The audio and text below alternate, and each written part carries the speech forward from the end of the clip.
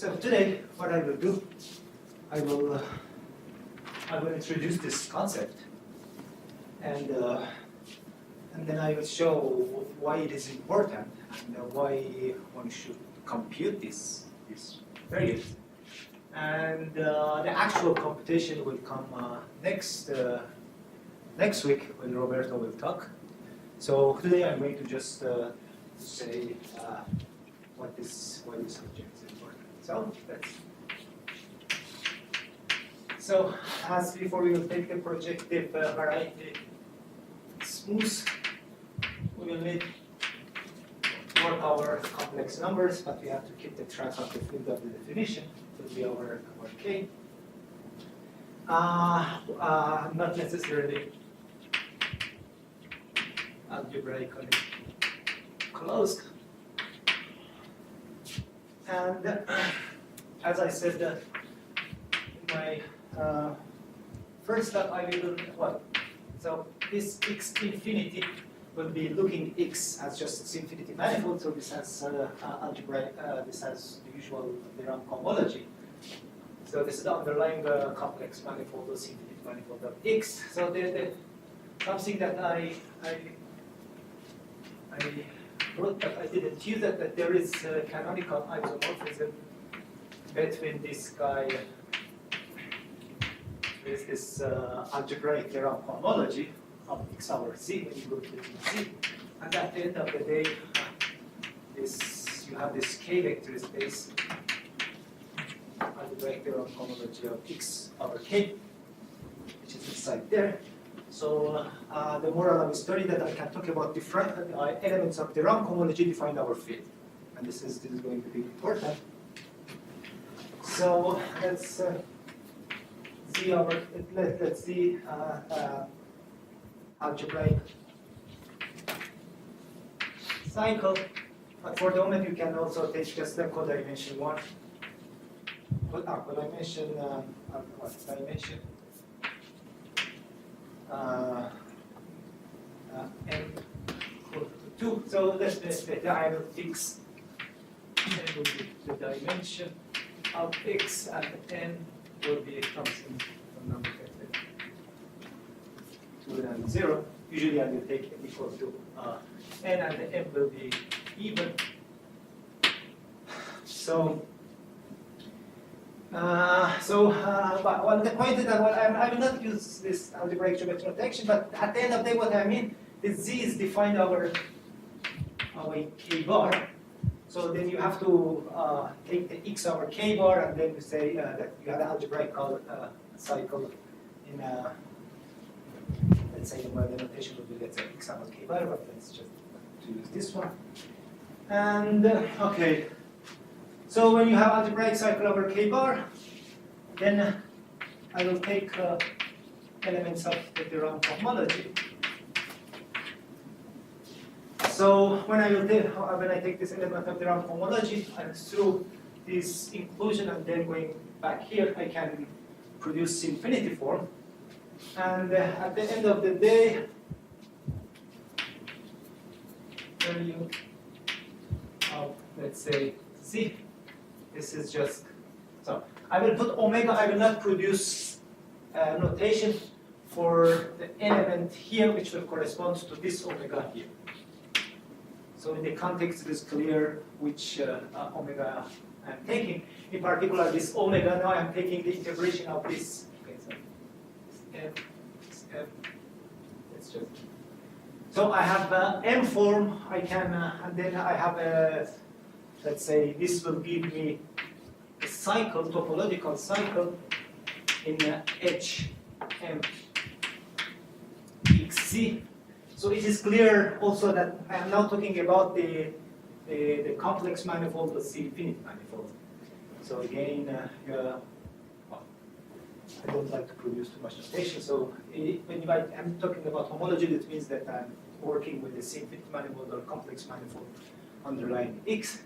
So the point that there is this number, which for simplicity also I will just remove Z, this bracket, and then the point is that if this number up to some 2 pi I factor doesn't go to some strange field. So at the end, you will land on just the field of definition of omega and z. And maybe I have to say this is a kind of observation due to the lead. And basically, it is the outcome of the construction of the algebraic theorem homology. So, but the moral of the story is that once you know this one, you can state, let's say, one of the consequences of the Hodge conjecture, and it will be. So if you replace algebraic cycles and the linear sum of algebraic cycle by Hodge cycle, the Hodge conjecture says that any Hodge cycle must be linear combination of these guys. So if the Hodge conjecture is true, so maybe I write this. So if you just take what H n,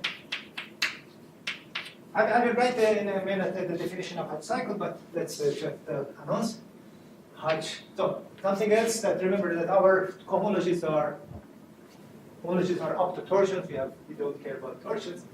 So if this cycle is Hodge, later I will put inside parameter everything. So maybe Hodge.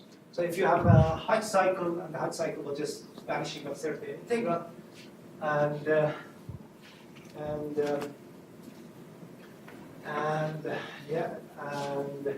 then x is defined over. So this guy, you just repeat it. This will be so any integration over a Hodge cycle must produce algebraic number. So if you start with q, k is a rational number. This means that integration over Hodge cycle, they do not produce transcendental numbers up to this 2 pi factor. So you will land on just algebraic numbers. So for all omega in sometimes I mix n with f, but I don't. So the integration of differential form, which are defined over k, our Hodge cycle will just go to the algebraic closure of k up to this 2 pi I factor. And this produced the notion of absolute Hodge cycle for Berlin and many statements. But at the end of the day, this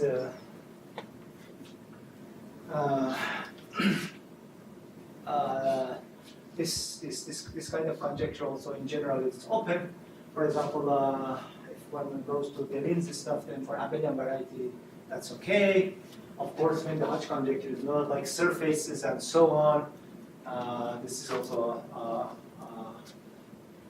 a theorem. But in general, it's just a consequential Hodge conjecture, and when one such conjecture is not known, then this theorem is still a conjecture. Maybe in the case of abelian variety, I have to say that even in the case of abelian variety, Hodge conjecture is not known, but this kind of statement is proved by Berlin in 1982. So this is already the title period of algebraic cycle, so we are going to deal with these numbers. And okay. So what I'm going to do today, so since if you start from, for example, let's say rational numbers, for example, then at the end these are algebraic numbers, and what I'm going to do today that their computation, we can produce certain statement in Hodge theory, and to see in which extension of rational numbers they will be useful for the study of Hodge Loci. Okay. Maybe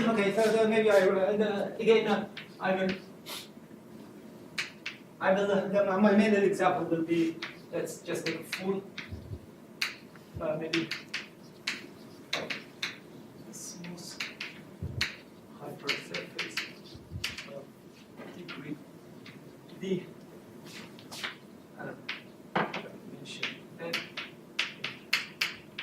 means that I just take the polynomial defining my hypersurface and I put all the monomials and all the parameters to have this family. Okay, so let's again remember the notation. So I have the fibers, I will denote it by xt.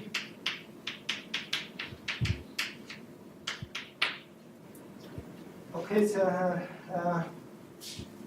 so and as I said, I will usually fix a 0 point in t. For our purpose, this 0 will represent the Fermat variety, but later we will do that. But for the moment, just fix a point in t. And I remember again the definition of Hodge cycle using the language of integrals, at least in this case.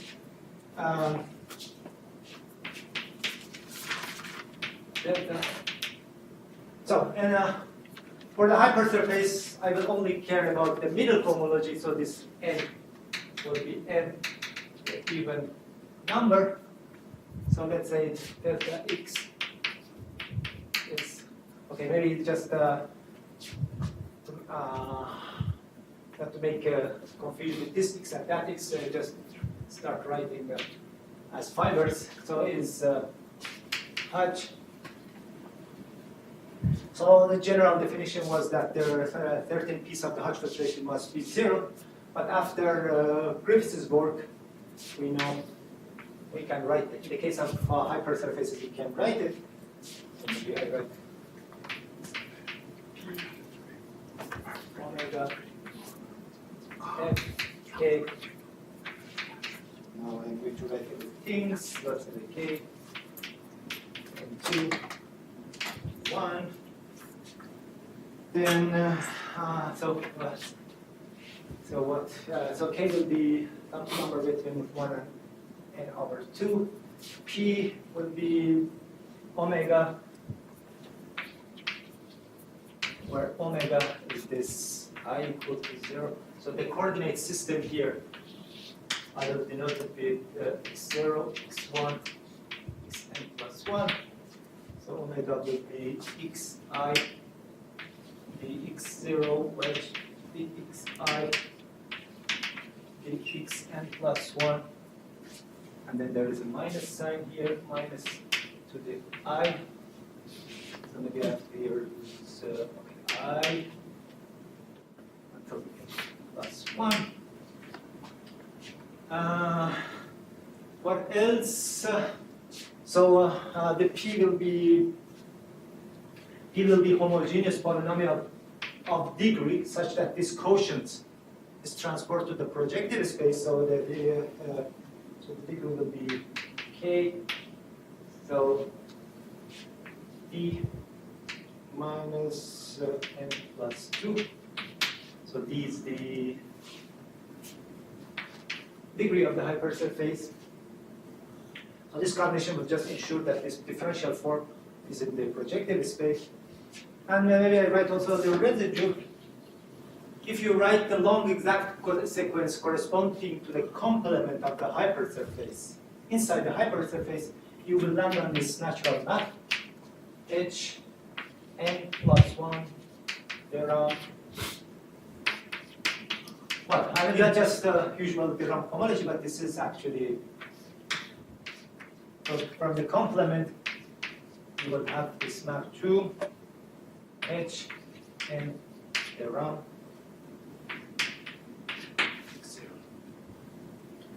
This is just writing the long exact sequence of the inclusion of this one in Pn plus 1 and using the isomorphism of Brighton isomorphism.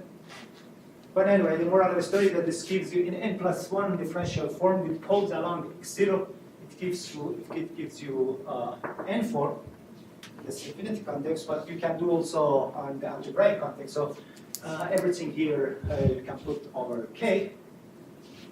And of course, in this context, it is clear that when my differential forms are defined over some field, it is clear. My f is defined and the p is defined. So it is algebraic theorem cohomology. In this case, you don't even go to Grothendieck. You just work with this differential form. So at the end of the day, okay. So maybe this conjecture Okay, maybe I have to write that this is, let's say, a kind of cheating after this is this. The group is a description of the rank homology of hypersurfaces. I'm just using the piece of concentration which I'm needing. And yeah. So since we define the Hodge cycle in this way, like I said, even for hypersurfaces, this kind of statement is completely open. And maybe the main difficulty in the case of hypersurfaces is finding Hodge cycles. And this is one of the main topics of this mini course. The Hodge cycles that you know inside hypersurfaces, all of them are algebraic. So then automatically you will have this one. So finding Hodge cycles, which you don't know whether they are algebraic or not, it's a kind of difficult job. Well-known examples of Hodge cycles which are not known to be algebraic, they all live in the abelian variety context. But in the hypersurface context, so you know, in 2 lectures, I will introduce a kind of conjectural Hodge cycle. But at the end, so far, we just know algebraic cycles for hypersurfaces. So this kind of conjecture, you don't have even examples of this object to try to verify it. So. Okay. Okay, so now... Actually, I'm sorry, I get a little confused. So, if you specialize to quartic hypersurfaces in CP3, so quartic surfaces in CP3? Yeah, okay. So what's the statement that you know or don't know there? No, every conjecture are no, because they follow from Lefschetz 1 1 here. Right. So for the surfaces, this is just... But from the standpoint of explicit construction, you're saying that in general for the hypersurfaces in projective space, you don't have a means of constructing non-algebraic cycles? Is that your statement? No, what I'm saying that all the Hodge cycles for the for hypersurface that we know, they are automatically algebraic. Okay. So you don't have enough data of Hodge cycles to start to think about this conjecture. Right. You are allowed just to think theoretically. Yeah. No, I understand. Okay. Yeah. So the intuition is developed based on what you actually see in front of you. What you see in front of you is automatically algebraic. Therefore, the intuition is useless. Yeah. But in fact, the lecture after Roberto's lecture, I will try to produce conjectural Hodge cycles. This means that they must exist, but again, they depend on some computer calculations. And this for me is the first conjectural existence of some Hodge cycles.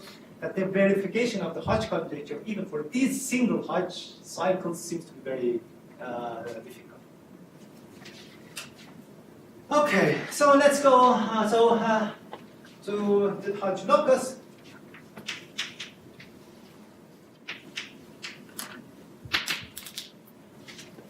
So maybe okay.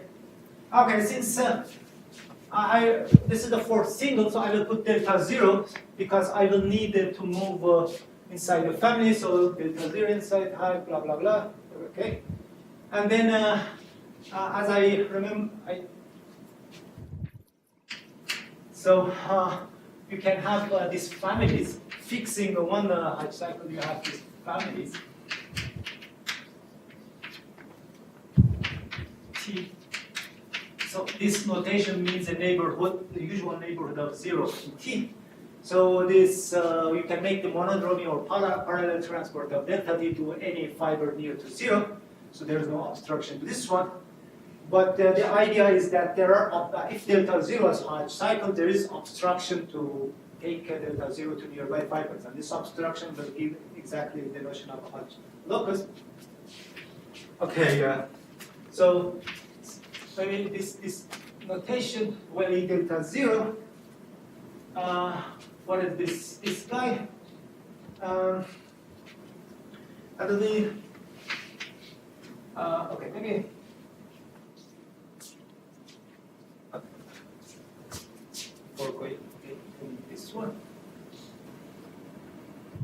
So something that, even that I am choosing polynomials here, but something that will be, okay, let's k x, so this x is somewhere, is x. So the polynomials divided by Jacobian of f, let's say ft, and this xt is just given by ft equal to 0. Okay, so at the end of the day, I have to take this polynomial from this ring, and so this ring will be this actually, since ft is since xt is as smooth as a finite dimensional vector space, something again which comes out from Griffiths' description of the cohomology of hypersurfaces. I will just need these guys. But this means that this degree ID minus n minus 2 part of this Jacobian, so I will range from 1, 2 until for the full primitive cohomology, I will need it until let me see, n plus 1. And yeah. So, okay, and in particular, what can I, something that I can do, one has to, that for this P, I can take it, let's say, let's have given a name for this one, let's say kx divided by Jacobian of f d, exactly this.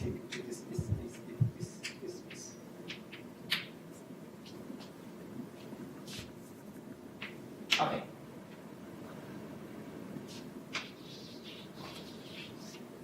Okay, so let's make the definition of the Hodge locus. So it is just take this equation in family. You have delta t, and then all these integrals will be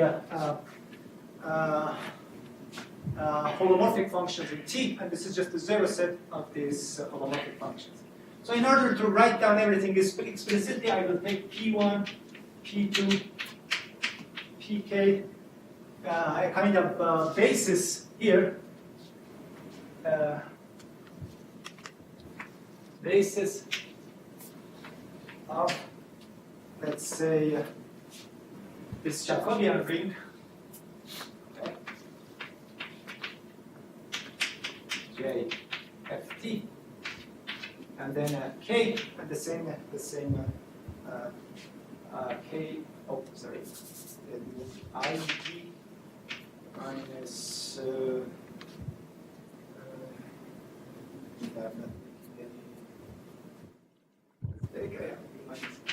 plus 2, and then this I will vary 1, 2,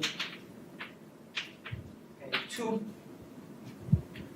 And when I fix this kind of polynomial, then I will get the basis for the corresponding Hodge filtration of algebraic theorem cohomology. Then I will, let's say, V delta 0. Just as analytic set, it is given by f1, f2, so maybe I write it f1t, f2t, fkt equal to 0. So it is the zero set of these this holomorphic function. So what is fk?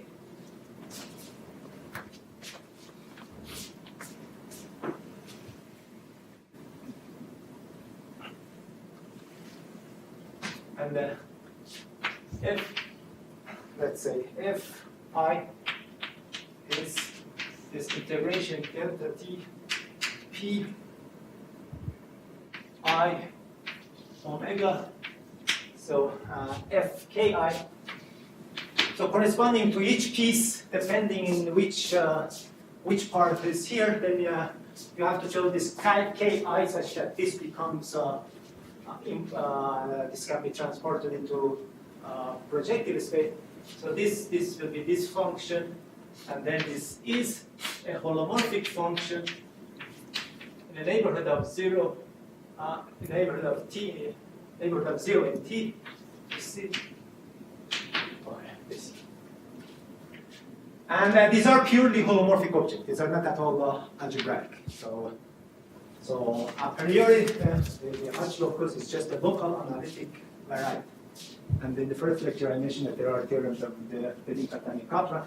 But for us now, this is just a local analytic space. So does F depends on T? Yeah, exactly. Yes. F-I-T. This is Small f. small. Okay. T. Delta T, yeah. Before you pull back to the larger family. What? Before you pull back to the larger family. Yeah, exactly. I'm doing the integration in each file. So at the end, I have to, let me say here, I have to put F0 and integration F0. Yeah. After this story, I put in the family, so I have to put a subnext T and so on. But this P1, P2, Pn are just independent, but they are kind of, they will give global sections of the cohomology bundle.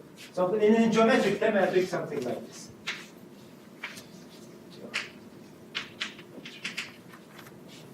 So I have 0. I have a cohomology bundle. And then, and of course, our T also I have. And xt. I'm just taking a kind of sections here.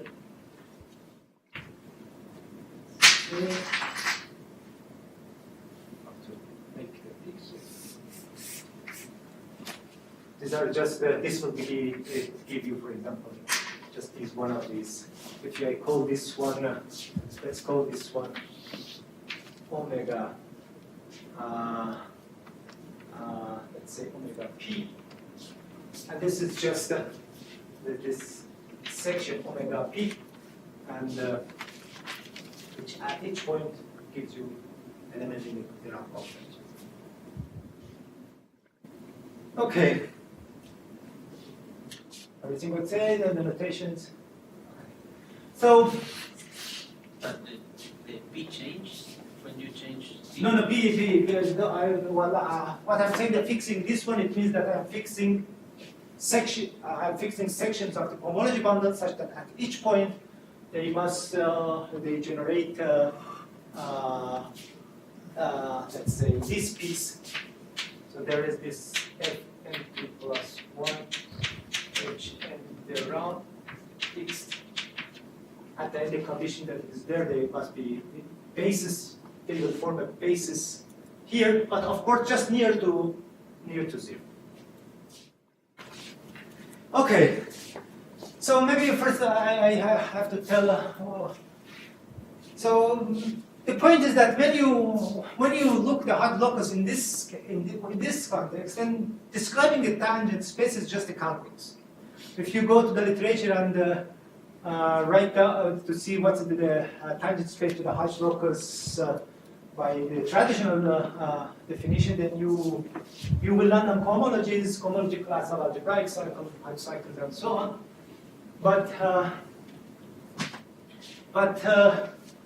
So if you have a variety given by this one, and you know that 0 is a point there, so in order to compute the tangent space, you have to just compute the linear part of each. Linear part of F1, linear part of F2, and linear part of Fk. And you know that Fi's are these integrals, so maybe I write the proposition.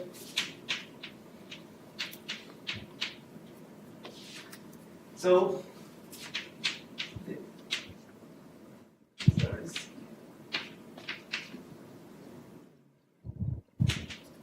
space of delta 0. So we started from delta 0, so we know that at least 0 isn't my Hodge locus because I started from Hodge cycle. So at the end of the day, you know what locus, that's okay, with delta 0, so you know that the 0 is here. At 0, maybe, so this will be just this tangent space at 0 of V delta 0 will be so remember that I take the full family. All the monomials, they have their own one parameter to each monomial. Later I will reduce the number of monomials, but for the moment just for this one. Okay, so again I have in my notes I have written C, but then let's keep. Okay, so let's keep it the complex context because I have really this object. It doesn't make sense to tell say that it's defined over K because it's purely analytic. So let's go to this one. So it is Q in C, degree D part, such that integral of delta 0 resi, let's say Q E omega, let's say when F0 N2 plus 1. Okay.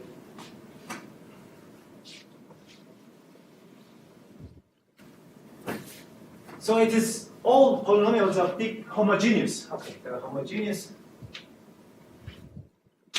of degree D, such that this is 0 for all P of the complementary degree, such that this guy comes from the projective space. This will be for all P in Cx n to the D. So remember that here we were using the polar order up to until n over 2, but in this description there will be integration of differential forms with the polar order n over 2 plus 1. These are not included in the definition of the Hodge locus, of the Hodge locus. So then this will be this minus n.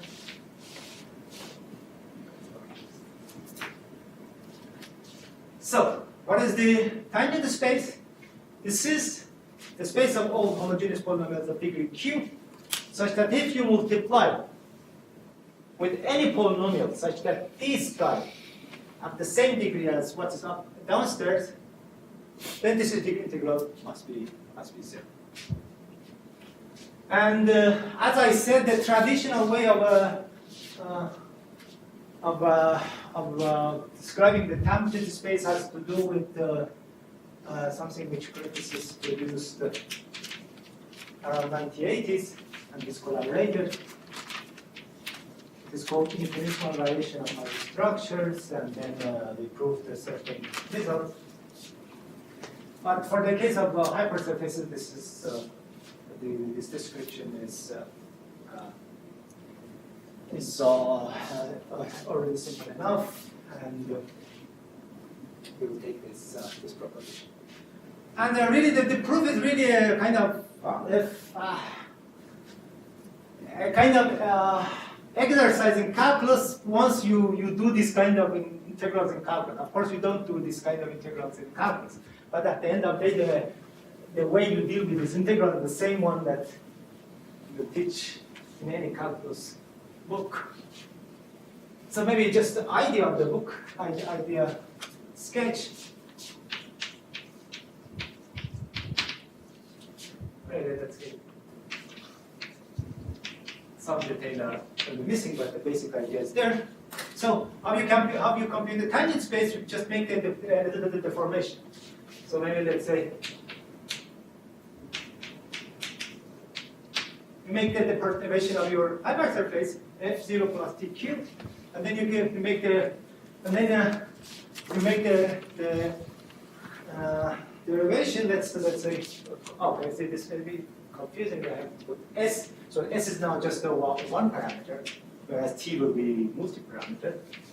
So you do just this perturbation, and then you want to identify the vector space in the corresponding vector in the tangent space, the derivation of this one. So let's write one of these integrals. So, okay, let's write this one. Delta. So for this family, you will have the corresponding delta S. Then let's take this pi omega, and then this the F0 plus S Q, and then Ki, which will this guy will be will come from the projected space. So what you do? These are the defining equations of your Hodge locus. So you make the derivation with respect to S, and at the end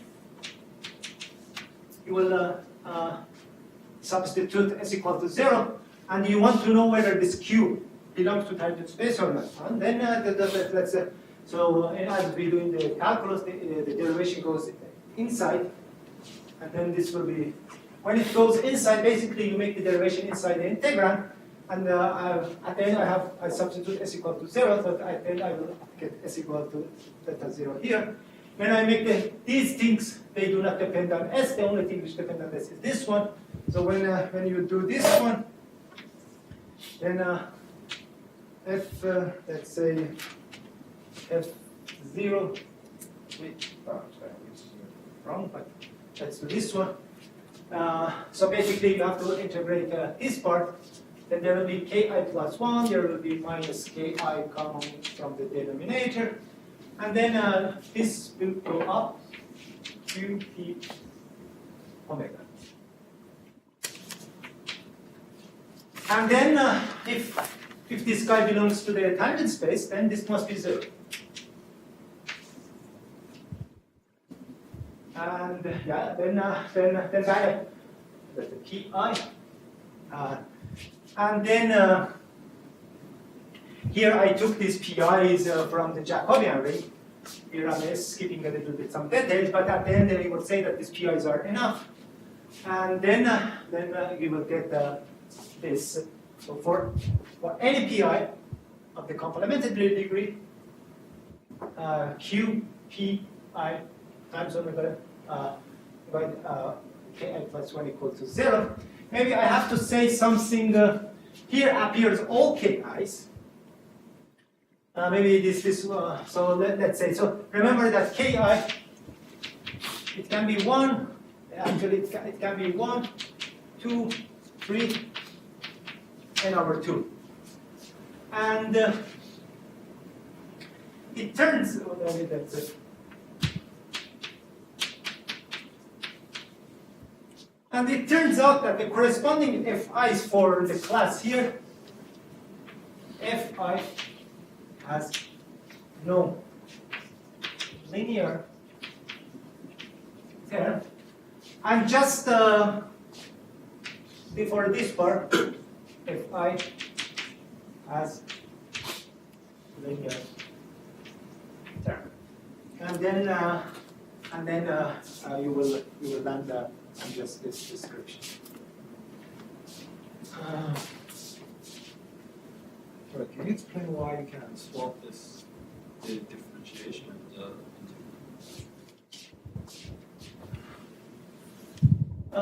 This is a kind of Gauss-Manning connection due to Gauss.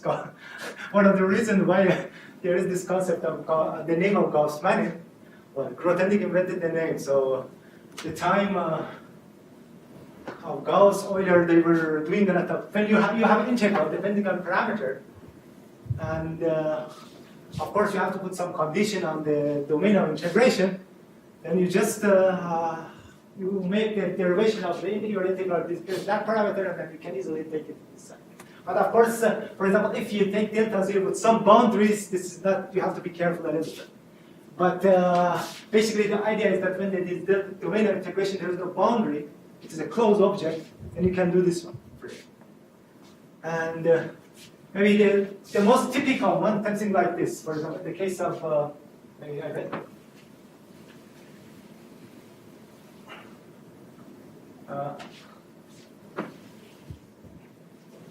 for example, some elliptic integrals.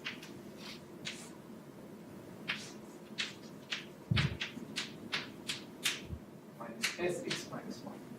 And then, for example, if you want to make it exercise, you can take derivation inside the integral. As far as you might have made integration on a path such that the radical is one value. No, it is such that this guy has no this square root has no monodromy along this path. This means that if you start from this point and then you take one value of the square root and then you turn back, the sign is not changed. So it has. But of course, when you take just not a closed path, then you have to be careful about the endpoints. The endpoints, if they depend on S and so on.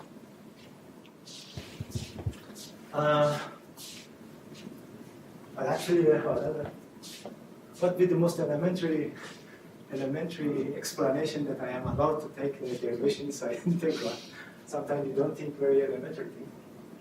If delta S is closed, then delta S is homologous to delta 0, right? Yeah. So you can use this and use the definition of differentiation. You can move the cycle to be constant. Yeah. Right, you just write delta S minus delta 0 2 times. And because they are homologous, so you can change your delta S into delta 0 for first one. And so the only difference in the integral. Okay, I'm good. I'm already. Oh, okay.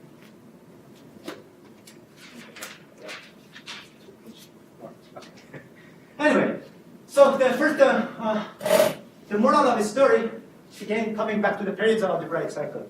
If you want to compute this tangent space explicit for any explicit examples, then you have to compute these numbers. Because you are interested, once you compute all these numbers for all polynomials, let's say you put some arbitrary p here, then you can compute the tangent space, and this is the one that we wanted. Maybe at least you reach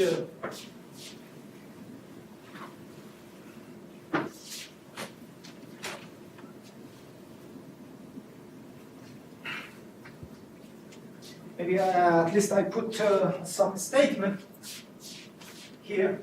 Okay. I have a few other examples, but let me skip them. I go back to one statement that at least it is new.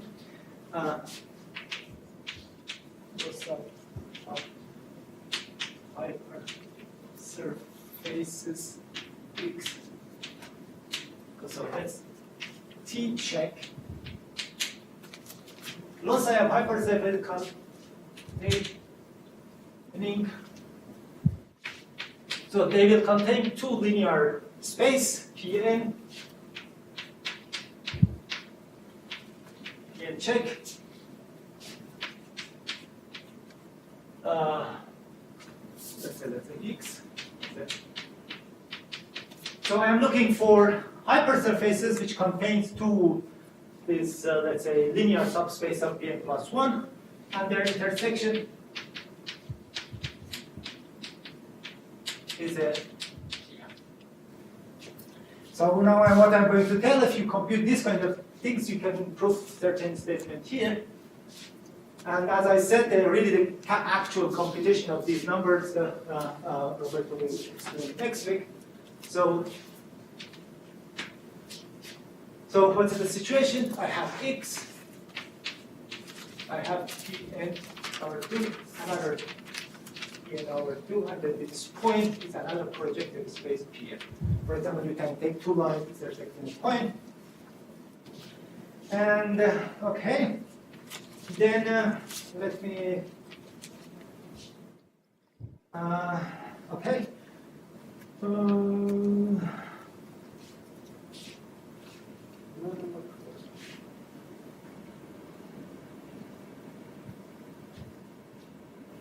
So, at the end of the day, what the kind of statement I want to put? And then I will say that once you compute these numbers, you can verify these things. Okay,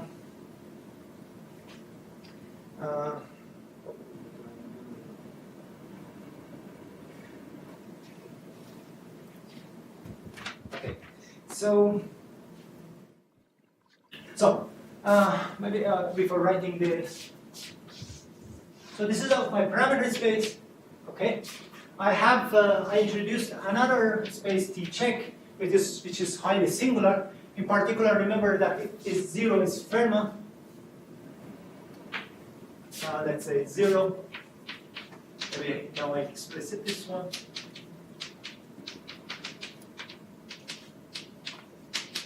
Remember that this guy had a lot of these kind of cycles, and let's say has n 1 3 times n plus 1. This is a multiplication. N minus 1, n plus 1, d plus 1. Linear cycles. Alright.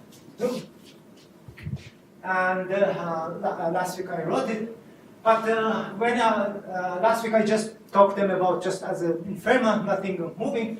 But of course you can take inside Fermat there are a lot of these linear cycles which intersect each other as a PM. There is an abundant number of them, and so the point is that when you look at the T-check, this is it's a kind of this is algebraic. It's a global that it's cross this Fermat many times, so it is very highly singular at Fermat. And okay, so what kind of a statement I want to produce? Let's just avoid the singularities. Just take a smooth point of this T-check. Okay, let's this. Okay, this 0 field. Okay, because that's it. Okay, because let's call this Fermat 0 field and this 0. So let's take this smooth point.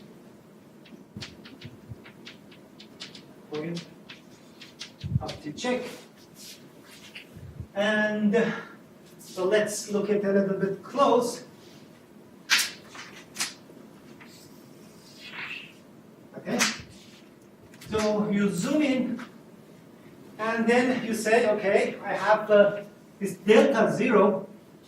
Delta 0 is what? It has already 2 linear cycles. Then I will make the sum of them the homological class. This will be in H n x0 z. And then you can ask, okay, you know, by definition, so I write.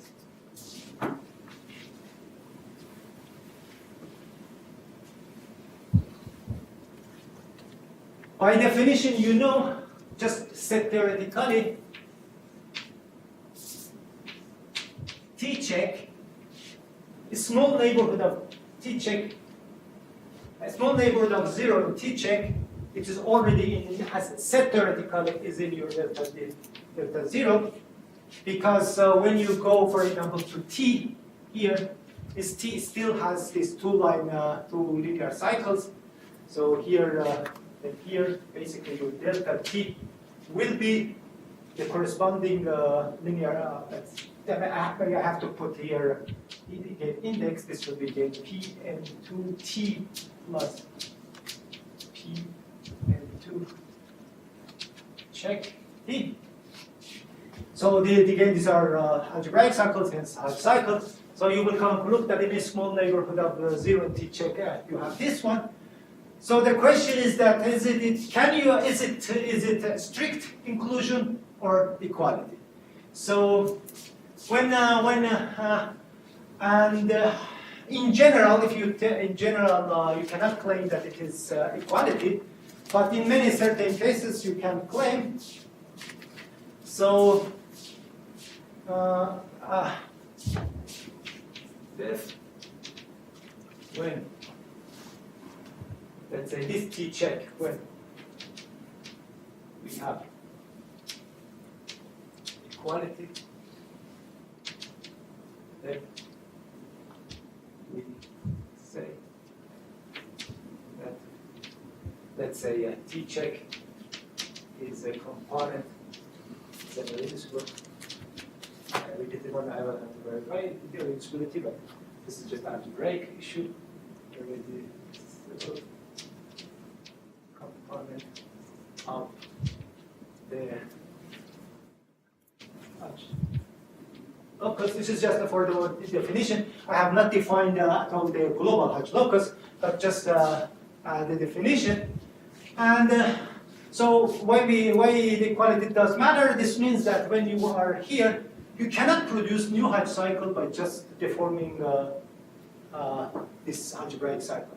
So as I said, the idea is that try to construct algebraic Hodge cycles which possibly are not algebraic, or they must be very difficult to verify them that they are algebraic. So this means that this property says that you don't have any chance to get such Hodge cycles.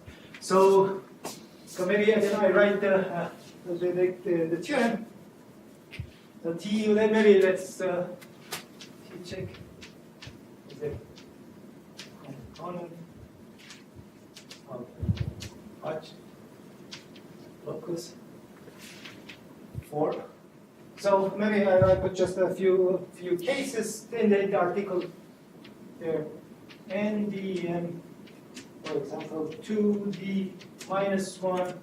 So M minus 1 means the implicit, so the linear cycle do not intersect each other.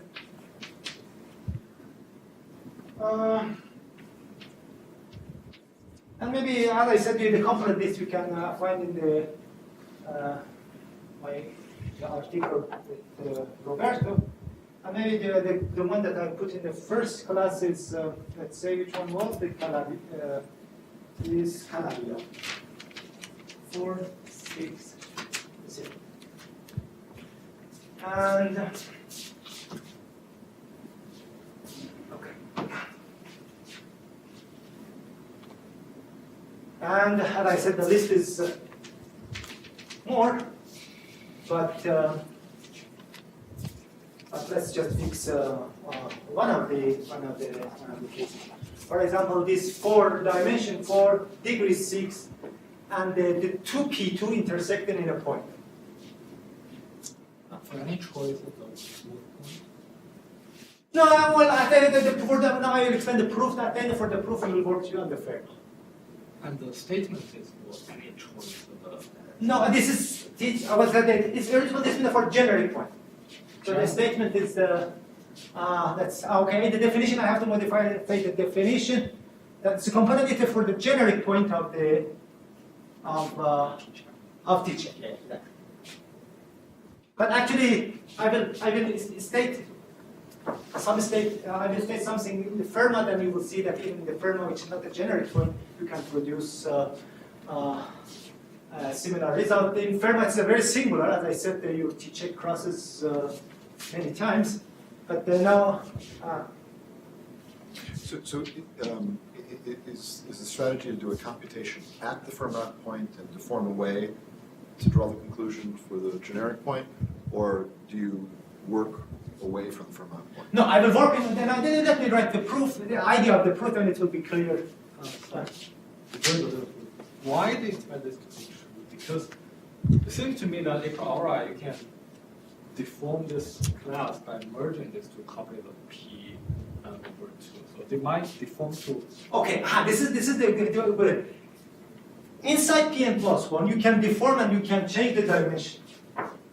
But when you assume that these cycles are inside the hypersurface, you cannot. And this is just because of their self intersection. This means that, in some sense, the flat deformations of X in many interesting situations force the algebraic cycles to be deformed flat also. But of course, if you just look this picture not inside X, then you can separate these linear cycles, because these are n over 2 cycles inside in plus one So dimensional space. this is the nice fact that they are linear algebraic cycles. Yeah. And not only separate, they can deform like this one to the smooth hyperbola. That can happen. Oh, no. This one you can do it if the intersection is, okay, exactly. First you deform it to something which intersection is called dimension 1, and then you deform it to this degree 2 object. But that can happen in time. But this is why I was asking whether we do the computation at the Fermat point or away. Because away from the Fermat point, you lose your linear algebraic cycle condition, right? No, the point is that at the end I am in T-check, there is always two Pn over 2 with this intersection. For all members of your... No, for all members of T-check, I have these cycles. You have all your linear algebraic cycles, or you have just a subset? Oh, no, okay. I would say that in the generic X, there is just these two algebraic cycles plus the one coming from polarization, complete intersection from upstairs. Okay, good. Yeah. So, and one of the things that you will see that the codimension one, let's say M, is not included. And why? Because you can deform this guy, this two union of two P over half, to something, some different algebraic cycle. And okay, so maybe I say just a few words about the proof. So okay. So as I said, at the end of the day,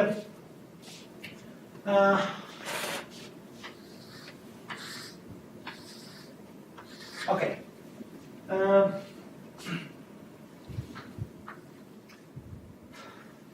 So let's say I will produce a statement on some statement just on Fermat. So this is the 0 is the Fermat one. So then so the point is that choosing Pn over 2 0 Pn2 check 0 inside this one with this one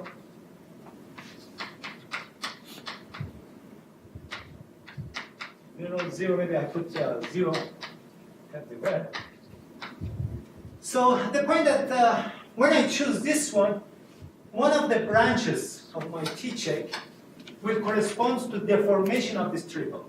So Fermat together with these two linear cycles, well, let's fix it deforms along this. So locally, my T-check is highly reducible. So it has a lot of irreducible components. And each irreducible component will correspond to which two cycles I am taking inside Fermat. So this means that if you are looking for this branch, this means that you are taking different linear cycles with the same intersection, but at the end the cycles are different. And I think I'm not sure, but I think one can prove that really exactly, how to say, all the local irreducible components of T-check around Fermat, at the end they have to do with the choice of two cycles with the dimension equal to, with intersection, the dimension of the intersection equal to M. But, I will know with this statement I have to think, but let's just take one branch. So, at the end of the day, what I'm claiming, even in the Fermat, so this is, I want to prove, let's say, let's call this one T-check. Maybe I have to give the name, I have not given the name here. T-check, let me call it, let's say,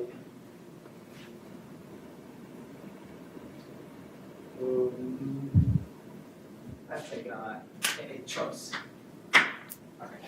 So this will be an irreducible component of T0 corresponding to the formations to the choice of this choice. So along this component, I can deform these two guys. So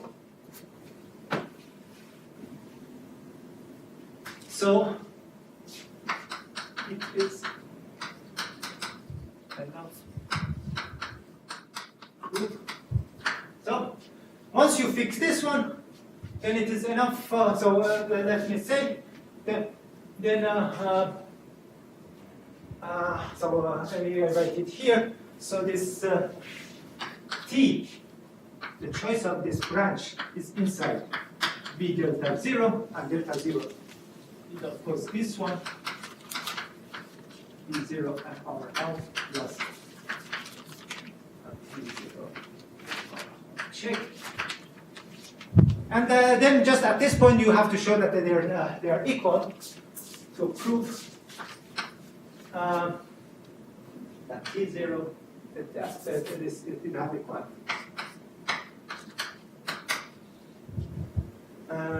Equal to V delta 0. And yeah, so the Hodge locus you don't have any idea whether you by the formula that I wrote you can compute its tangent space, but you don't have idea. This is the Zariski tangent space. Might be the Hodge locus, might be non-reduced, might be singular. All these bad things might happen for the Hodge locus, but of course. But this guy is easier to describe because it is just the projection of the Hilbert scheme of hypersurface containing two linear cycles and so on. So in order to prove this one, what I will show, let's say we can, for equivalent, let's calculate the dimension of these guys.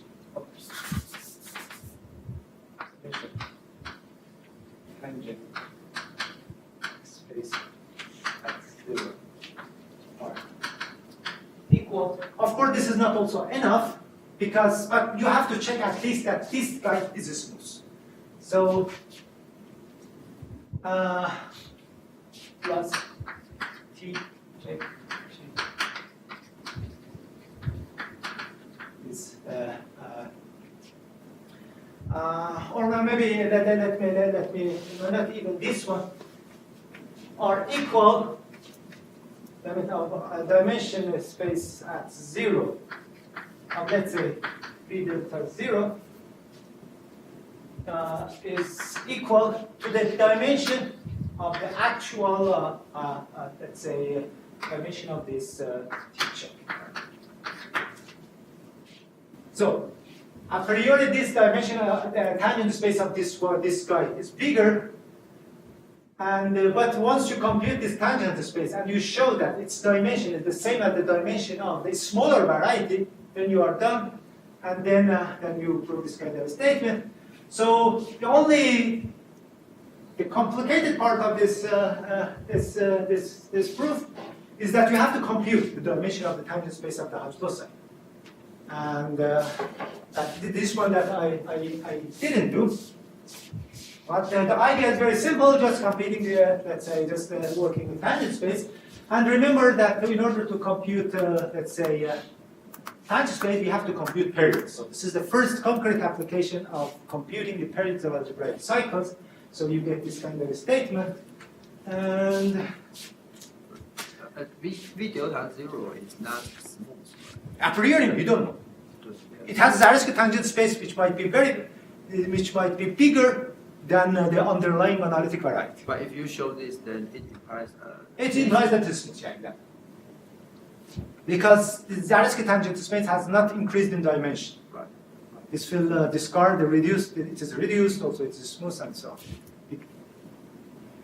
And okay, maybe I had maybe just 1 hour is okay. 1 hour. This time I just was able just to 3 pages, not 4 pages. Okay, so the next week Roberto is going to tell how to compute these numbers, and once you compute these numbers, then and also compute this dimension. This dimension, compute this dimension also easy. then you can compute the dimension of the tangent space, and you can show this one. So this is a kind of advertisement for Roberto stuff. And maybe I have to say that, okay, Roberto has now generalized this kind of a statement for in the most general case, but at the end of the day, we check this equality of the computation of the dimension of the tangent space of the Hodge loci at some point we put in the computer. Once we have the number, we plug in the matrix, you have to compute the rank of the matrix, and then you compute the rank of the matrix by computer, and then you get the same number as here. But so this is the reason why it appears just a list, because this is the only list that we can get by computer. Beyond this list, computer doesn't compute the rank of the matrices, huge matrices that we want. Okay, so thank you. Next week.